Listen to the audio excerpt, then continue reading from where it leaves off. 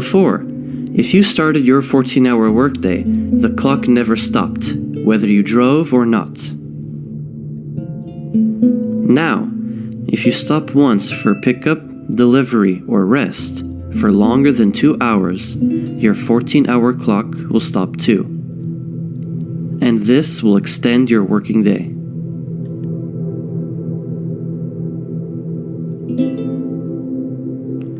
For example, you start your day at 12 midnight, and your 14-hour workday should end at 2 p.m.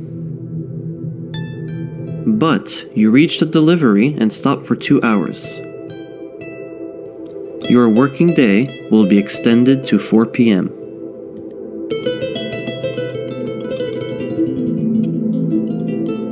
If you stop for 3 hours,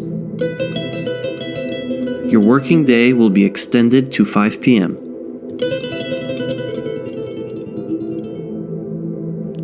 If you stop for 4, 5, 6, or 7 hours, your working day will be extended by the same formula.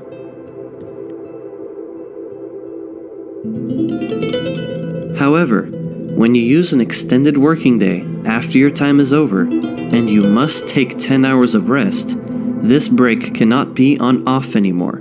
It must be on SB. If you leave your log on off, the software will take back those 2 extra hours and will give you 2 hours of violation.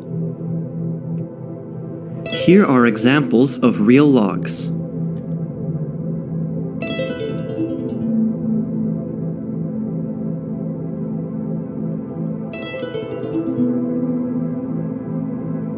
Same log, no violation.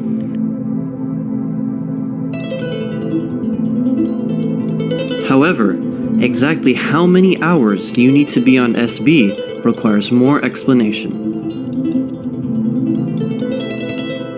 If you used a 2-hour extension, 8 of your 10 hours must be on SB. These 8 hours of SB can be at the beginning, in the middle, or at the end of your 10-hour break. It doesn't matter when. But they must be continuous, no off and no PC. If you use 2 hours and 30 minutes extension, 7 hours and 30 minutes of your 10 hours must be on SB.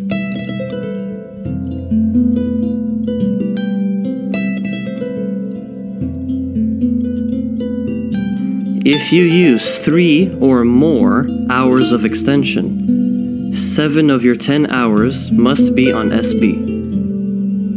Do you remember from the previous segment? Sleeping under 7 hours does not count. We need to clarify one more thing.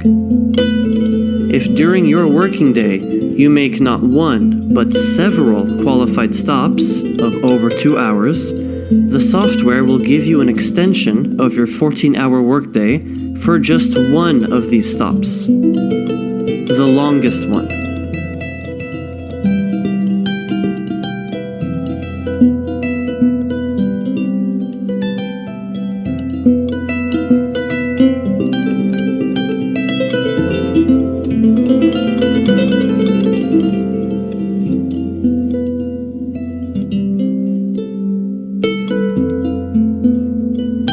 That's all, but it is very important to understand that when you are planning your split sleeper, don't just rely on your calculations, because they can be wrong. Before you start driving, always check your log. See if you have enough time in rest duration. The big segment of time cannot be less than 7 hours, and the smaller one cannot be less than 2 hours. Before you start driving, always check the amount of driving hours you have left and the amount of workday hours you have left. That's pretty much all.